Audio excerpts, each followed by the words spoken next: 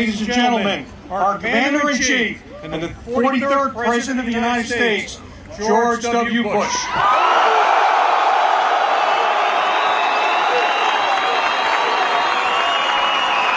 Thank you all.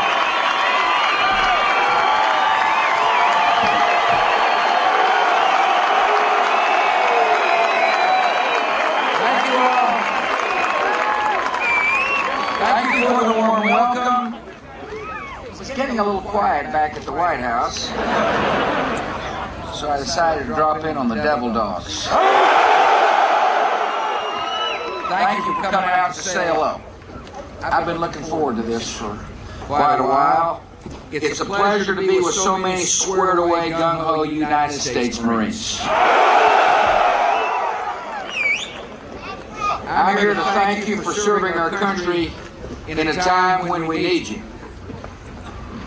In the season when Americans stop to count their blessings, I want you to know one of America's greatest blessings is the men and women who wear our nation's uniform.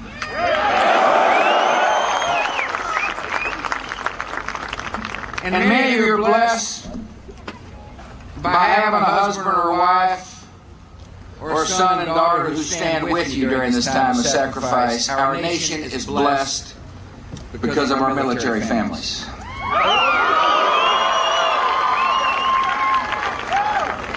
Your fellow citizens are proud of you, and so is your Commander-in-Chief. I appreciate Secretary of the Navy Gordon England for joining us today. I want to thank Major General Tim Donovan for his leadership. I want to thank Brigadier General James Williams for being here as well. I want to thank all the state and local officials. I want to thank the military families. But most of all, I want to thank the United States Marine Corps. Last month, Marines across the world broke out their dress blues to celebrate the 229th birthday of the Corps.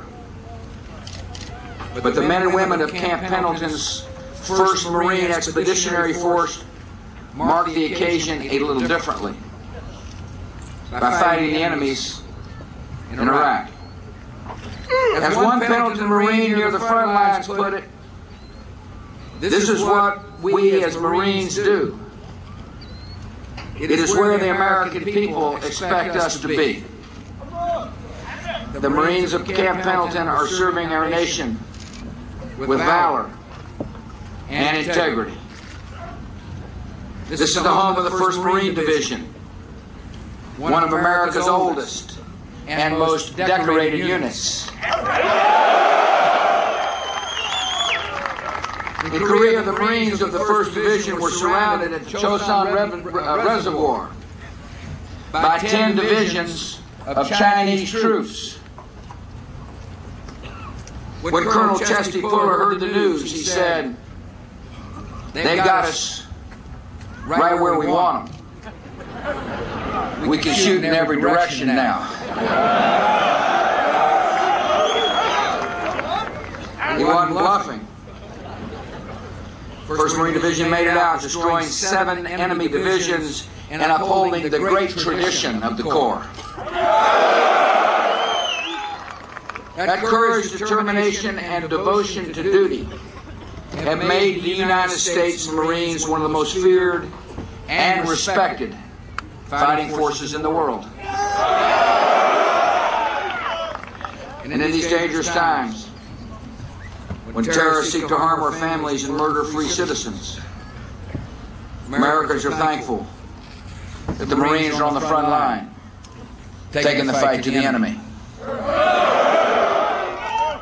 Since I took office almost 4 years ago, I have visited our troops around the world. And one of my first stops as the Commander-in-Chief was right here in Camp Pendleton. It was in the summer of 2001. I told you that day because you were Marines, you would be asked to perform our nation's most difficult and dangerous missions. Since that day, you have performed every mission with honor and with courage.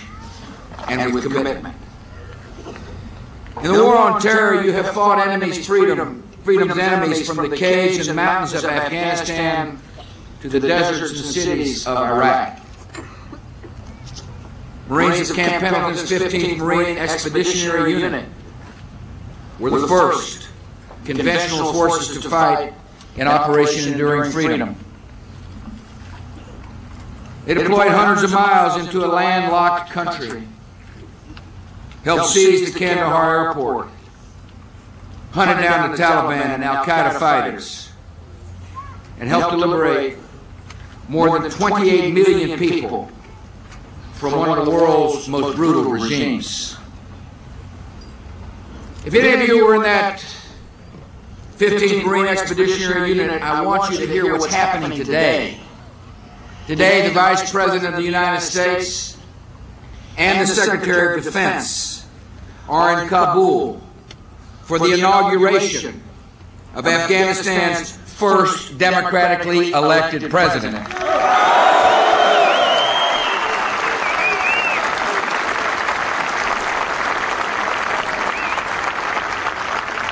Afghanistan has been transformed from a haven for terrorists to a steadfast ally in the war on terror, and the American people are safer because of your courage. When America led a coalition to enforce the demands of the free world and to end the regime of Saddam Hussein, the Marines of Camp Pendleton made us proud once again. When the appointed hour came, the 1st Marine Division rolled across the border, pressing more than 500 miles over the Iraqi desert in less than 1 month. Backed by the 1st Force Service Support Group and the 3rd Marine Aircraft Wing,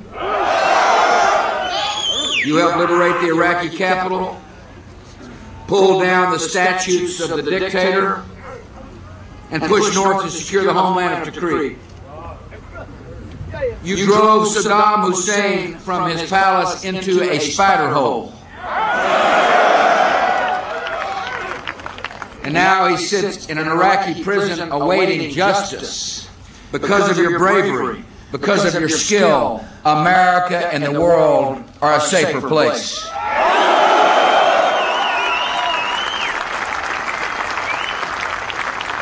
In recent days, the 1st Marine Expeditionary Force has once again shown America's purpose and resolve, this time in Fallujah. Block by block, building by building, Marines and soldiers and Iraqi security forces took that city back from the terrorists and the insurgents. And when the smoke is cleared, we saw once again the true nature of the enemy. We found blood-stained torture chambers where hostages had been executed. We found videos of beheadings and brutal terrorist attacks. We found travel documents of foreign terrorists and equipment of forging Iraqi passports to make the foreign fighters appear to be Iraqi insurgents. We found more than 600 improvised explosive devices, including an ice cream truck that had been loaded with bombs for terrorist attacks. In the battle for Fallujah, the terrorists hid weapons in a cemetery. They hid ammunition in private homes. They hid bombs in mosques, but they could not hide from the United States Marines.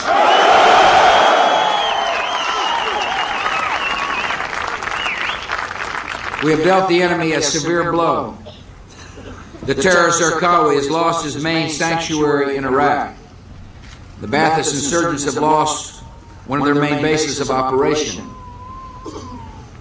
We seized tons of weapons and shut down terrorist bomb-making factories, killed more than 2,000 enemy fighters, and captured thousands more.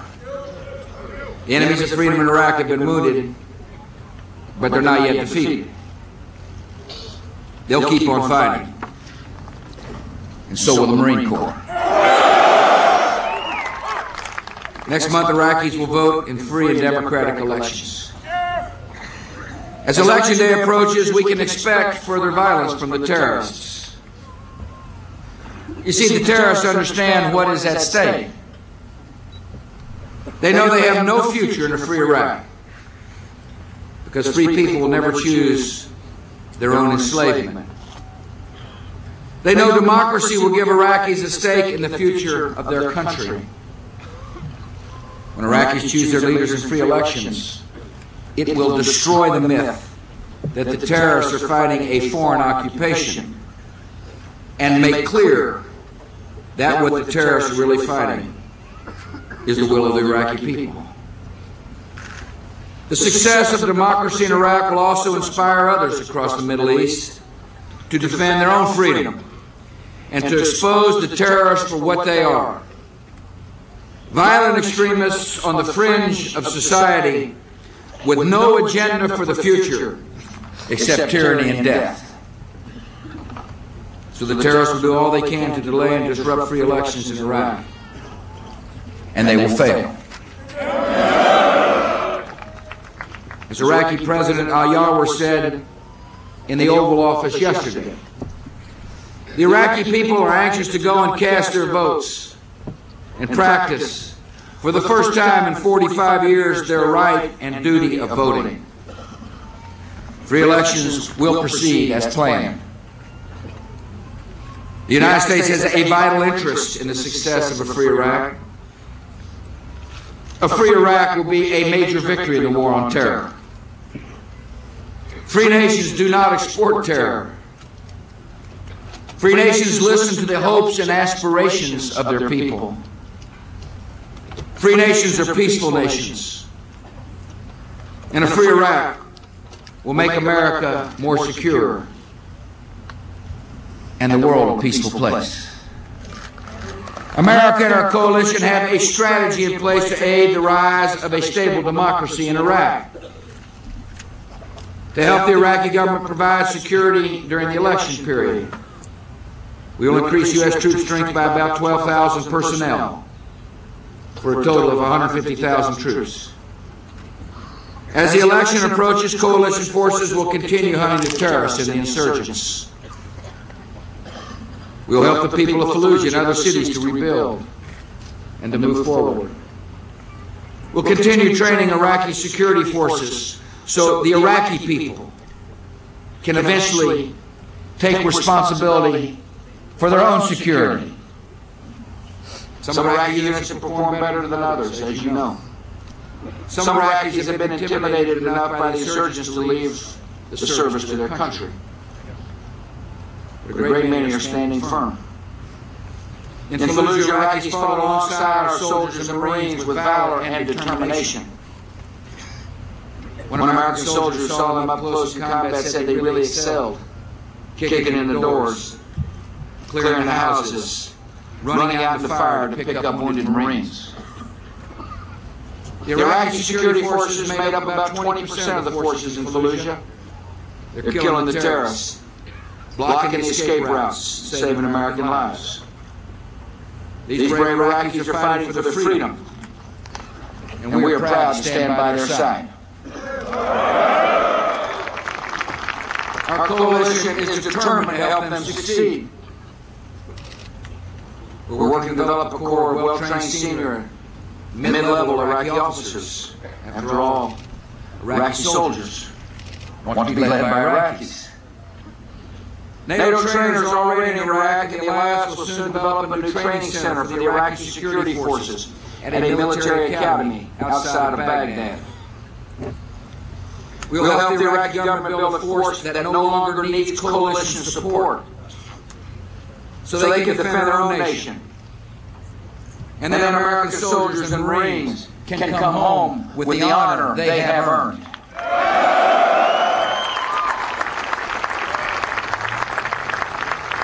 Our success in Iraq will make America safer for us and for future generations. As one Marine sergeant put it, I never want my children to experience what we saw in New York, at the Pentagon, and in Pennsylvania. He said, if we can eliminate the threat on foreign soil, I would rather do it there than have it come home to us. That's why we're on the offensive today in Fallujah and Mosul, Ramadi and North Babel. We're getting after the terrorists. We're disrupting their plans. We're holding the state sponsors of terror equally responsible for terrorist acts.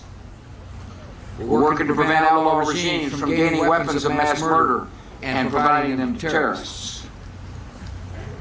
We will stay at these efforts with patience and resolve, and we will prevail. Time of war is a time for sacrifice, especially for our military families. Being left behind when a loved one goes to war is one of the hardest jobs in the military. It's especially hard during the holidays. Families here at Camp Pendleton endure long separation. Carrying these burdens, you serve our country. America is grateful for your service.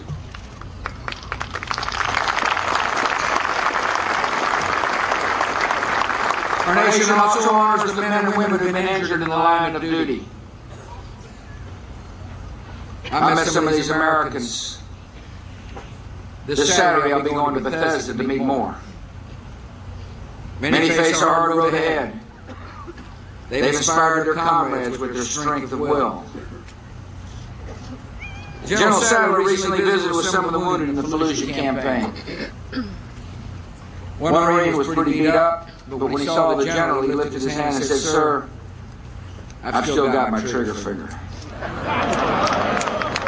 I can get back out there." That is the spirit of the Corps.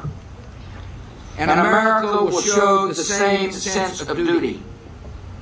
We will provide the best possible medical care for every American service member wounded in action. Some of you have lost comrades and family members in the war on terror. Words can only go so far in capturing the grief and sense of loss for the families of those who have died. But you can know this, they gave their lives for a cause that is just. And as in other generations, their sacrifice will have spared millions from the lives of tyranny and sorrow. America prays for the families of the fallen, and we stand with the families of the fallen, and their sacrifice will always be remembered.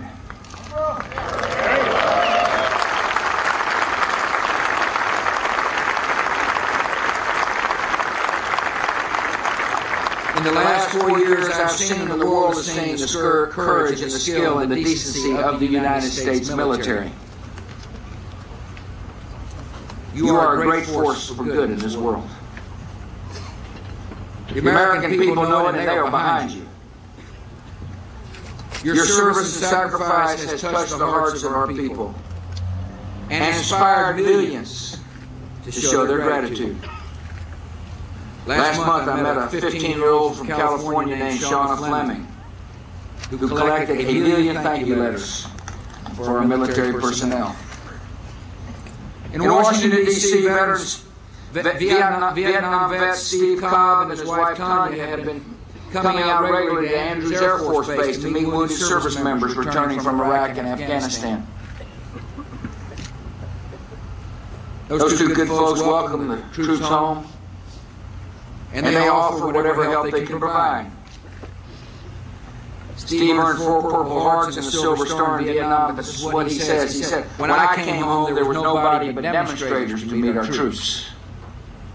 I never wanted to see another generation of troops come home without being welcomed and appreciated."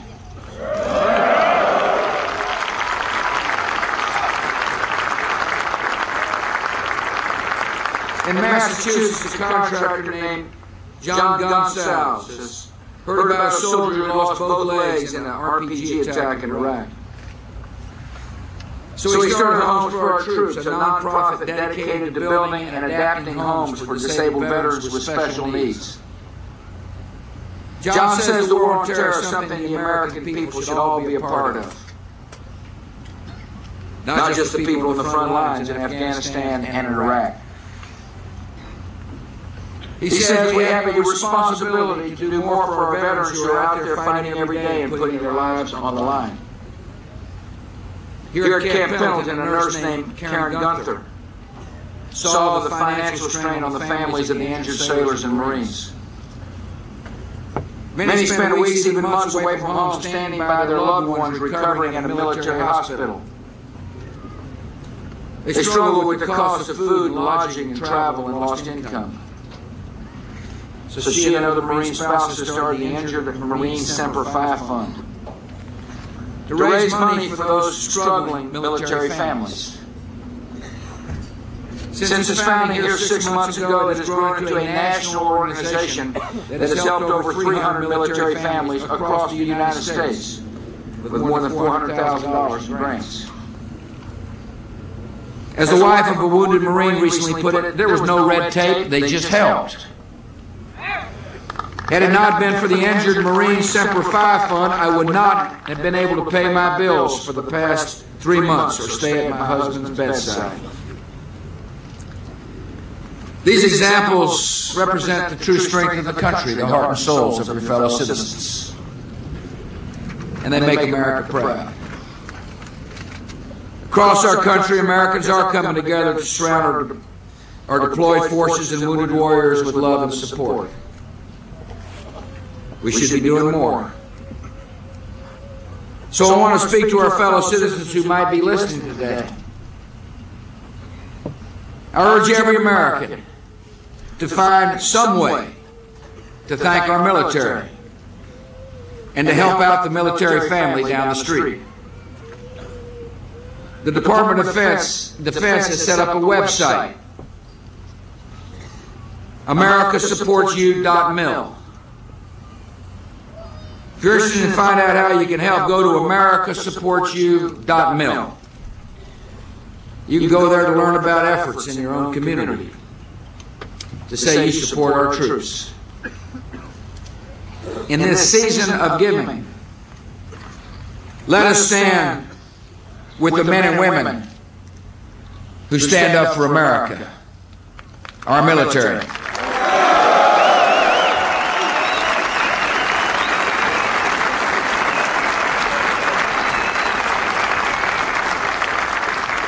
Every man and woman who serves at Camp Pendleton and all who wear the Marine Corps uniform are part of a great history.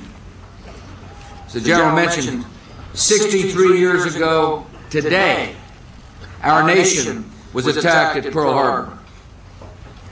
And soon the United States Marines were storming beaches and engaging the enemy in distant lands.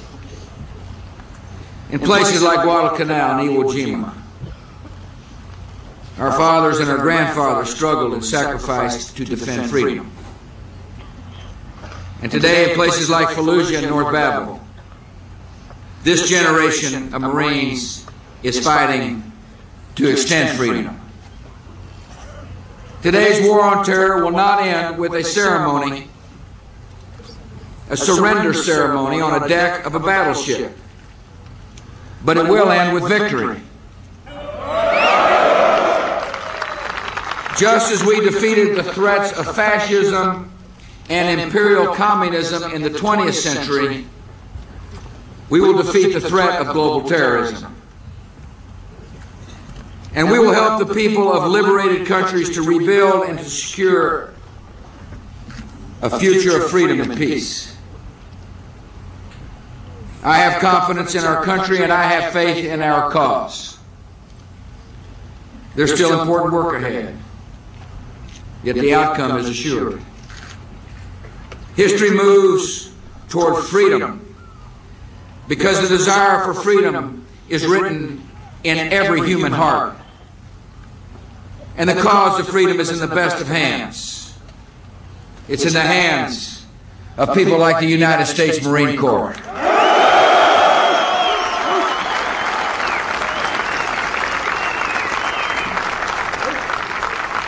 The United States Marines will fight in the words of the Rifleman's Creed until victory is America's and there is no enemy. May God bless you. And may God continue to bless the United States of America.